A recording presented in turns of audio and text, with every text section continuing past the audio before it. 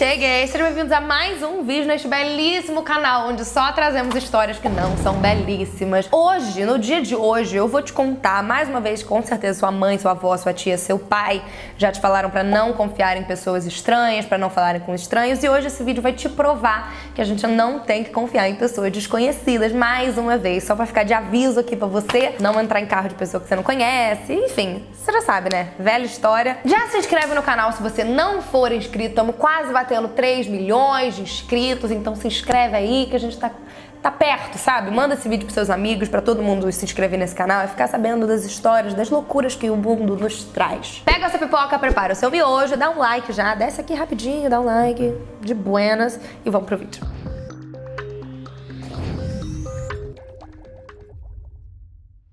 O caso de hoje é de Colin Stan. Colin, não sei se é Colin ou se é Colin, eu vou falar Colin. E é um dos mais tristes e sinistros que eu já vi. E olha que pra eu falar isso, amor, tem que ser babado mesmo. Porque ela foi sequestrada e mantida em uma caixa de madeira por 7 anos. Não dias, não meses. Anos. Lá nos Estados Unidos, essa cultura de pegar carona é normal, né? Em 1977, então, pegar carona com um maluco era algo muito comum. As pessoas naquela época viam isso como algo normal porque esses sequestros de mochileiros, de pessoas pedindo carona, não eram tão comuns assim naquela época. E a jovem de 20 anos, a Colin Stan, era uma das pessoas que achava que era comum e normal pedir carona assim para desconhecidos. Mas vamos para a história dela. Ela nasceu no dia 31 de dezembro de 1956, na cidade de Eugene, Oregon. E aí, no dia 19 de maio de 1977, a Colin falou: quero ir pra Califórnia porque vai ter um aniversário de um amigo meu lá, vou pra lá. Seria uma viagem de mais ou menos 600 quilômetros, mas ela se deparou com um grande problema. Ela não sabia como que ela ia, porque ela não tinha carro, ela não dirigia, ela não ia a pé, né, porque 600 quilômetros é um chão, e tinham poucas opções de como ela poderia ir para a Califórnia. E ela achou que a melhor opção seria ela parar ali no meio da estrada, pedir uma carona e ir. Por que não, né? Vou te dizer o porquê do não agora. E aí, ela foi pra estrada com a malinha dela, mais especificamente pra Interstate 5 Highway, onde de lá ela começaria a grande jornada até a Califórnia. E aí lá, ela começou, a analisar, né? Será que eu peço carona pra esse carro? Será que eu peço carona pra aquele? Ela começou a analisar as pessoas que estavam passando, inclusive ela deixou 2 carros passarem, porque ela achou as pessoas suspeitas. Foi então que uma van azul parou do lado dela. Coisa boa. Você já vê uma van, eu já não entro na van. Porque, sabe? E dentro do carro tava uma família feliz, um casal com uma filha pequena, olha que graça. E aí, ela achou perfeito, né? Parecia uma família totalmente confiável, tinha uma criança. Então ela aceitou a carona e entrou no carro. O casal eram os jovens de 23 e 19 anos, Cameron e Janice Hooker. Pouco se sabe sobre a vida do casal, não temos muitas informações do que faziam, como se reproduziam hoje no Globo Repórter, a gente não tem. O que se sabe é que o Cameron, o homem ali da relação, ele nasceu em Alturas, na Califórnia, no dia 5 de novembro de 1953. É isso que a gente sabe. Ele conheceu a Janice em 1973, quando ela tinha 15 anos, e desde o início da relação desse casal jovem ali, ele apresentou pra ela o mundo do BDSM, que eu não vou te explicar o que é, se você quiser procurar é sua conta e risco, mas eu não vou te dizer. E ele também já tinha dito pra namorada dele, pra Janice, que ele tinha o intuito de sequestrar uma pessoa e fazer dela uma sexual, tendo assim uma relação a 3. Ele, ela e a Janice, namorada dele, concordou em eles de fato sequestrarem uma pessoa com 2 condições. Que ele parasse de chicotear ela. Ai. Coisa que ele fazia constantemente, porque ela queria ter um filho em segurança, sem medo de perder o bebê por conta do chicoteamento.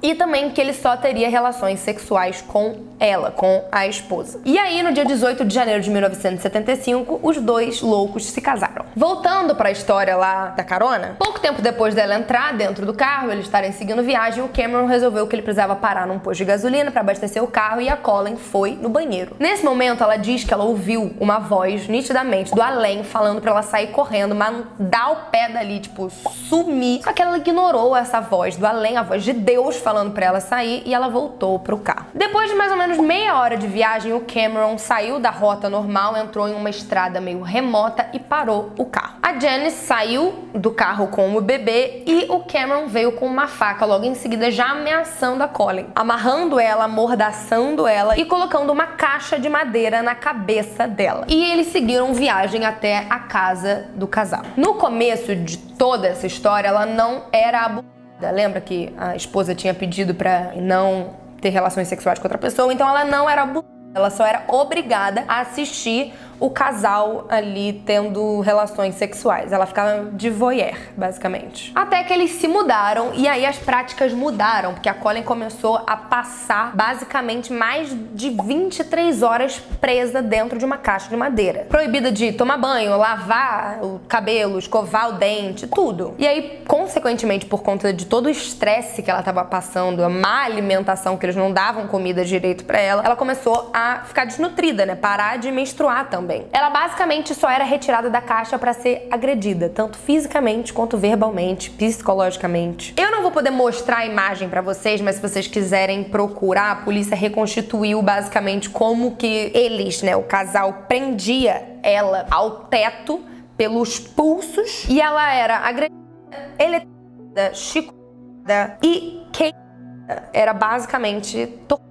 Depois de um tempo, Cameron aumentou o nível de agressão. Ele começou a obrigar ela a ter relações sexuais com ele. Ela era submetida a horas de sessões, basicamente, de sadomasoquismo, que chegavam a arrancar sangue dela. E apesar de todas essas agressões, o que dava mais medo na Colleen, era uma coisa chamada a companhia, que era uma suposta seita que o Cameron dizia que fazia parte. Segundo ele, essa seita que ele fazia parte vigiava constantemente ela, fazendo com que ela acreditasse que se ela fugisse, tentasse fazer alguma coisa, essa seita ia atrás da família dela, ia machucar a família dela. Então ela tava com medo geral, sabe? Tanto temendo pela vida dela quanto pela da família dela, que tinha essa seita que podia acabar com os dois. Enfim, uma loucura. O Cameron mudou o nome da Colleen pra K, ele só chamava ela de K, e começou a obrigar ela a chamar ele de mestre. Em 1978, ela foi obrigada a assinar um contrato com o objetivo de concretizar e provar que ela tinha se vendido e era propriedade do casal. E tudo isso era parte de um esquema para fazer com que ela pensasse que ela não poderia fugir, que enfim, esse contrato não valia de nada. Depois da assinatura desse contrato,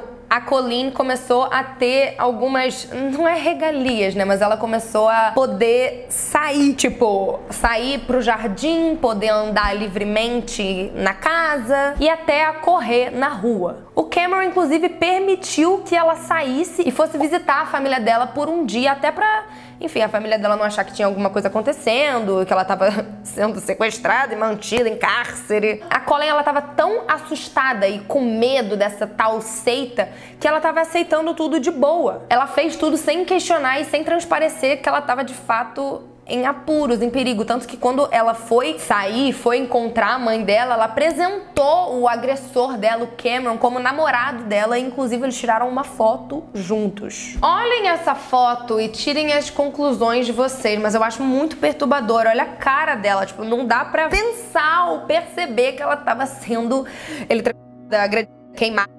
Sabe? É muito louco. E aí, em 1984, o Cameron falou pra esposa dele que ele queria que a Colleen fosse a segunda esposa dele. E aí, a Janice ficou um pouco com ciúme, um pouco chateada, né? Tipo assim, que história é essa? Você queria uma pessoa pra ficar aqui e tal, que a gente ia manter como sexual, e agora você tá querendo uma outra esposa, tipo, querendo fazer ela virar sua segunda esposa? E aí, ela teve a brilhante ideia de contar pra Colleen que não tinha seita nenhuma, que era tudo uma mentira pra fazer ela ficar com medo e querer ficar lá, né? E não fugir, não ir pra polícia. Enfim, não existia seita nenhuma, não existia perigo nenhum, ninguém tava vigiando ela e ia fazer mal pra família dela, era tudo uma grande mentira. A Janice, a esposa do Cameron, inclusive, planejou fugir com a Colleen, as duas juntas. Enquanto o Cameron estivesse no trabalho, elas iam, ó, ralar. Futuramente, no depoimento, a Colleen disse que ela não entendeu por que a Janice contou toda a verdade pra ela, tipo, avisou tudo o que estava acontecendo, ou também por que ela demorou tanto tempo pra fazer isso, por que ela deixou essa situação continuar tanto tempo. E aí,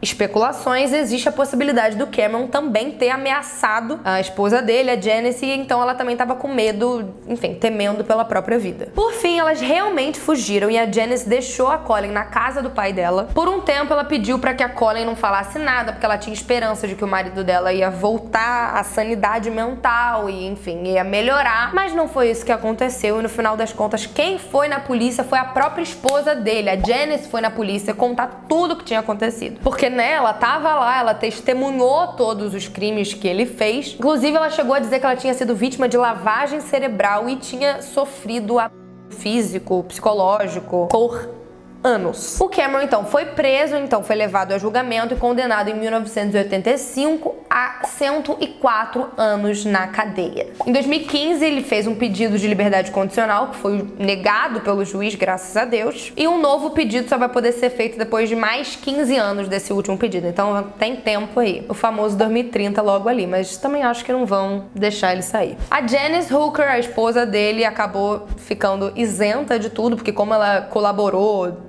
falou tudo pra polícia no depoimento dela, ela não foi presa. A Colleen Stan conseguiu dar a volta por cima, graças a Deus, mesmo sofrendo com dores crônicas nas costas e nos ombros por conta do tempo que ela ficou presa, né, na caixa, num confinamento, num lugar tão pequeno, e também os traumas psicológicos, os danos psicológicos que ficaram na cabeça dela. Ela conseguiu se formar em contabilidade, se casou, teve uma filha, e hoje em dia ela faz parte de uma organização que ajuda mulheres que também foram vítimas de abuso sexual. E eu acho muito louco que esse é um dos casos mais icônicos considerados assim pelo FBI. Foi muito louco esse caso, é muito doido, mas muita gente não conhece esse caso. Esse caso não é tão conhecido como, por exemplo, do Ted Bundy, do Jeffrey Dahmer, mas enfim, muito louco esse caso, gente. Eu quero muito saber a opinião de vocês sobre isso, sobre essa loucura, sobre esse ser humano.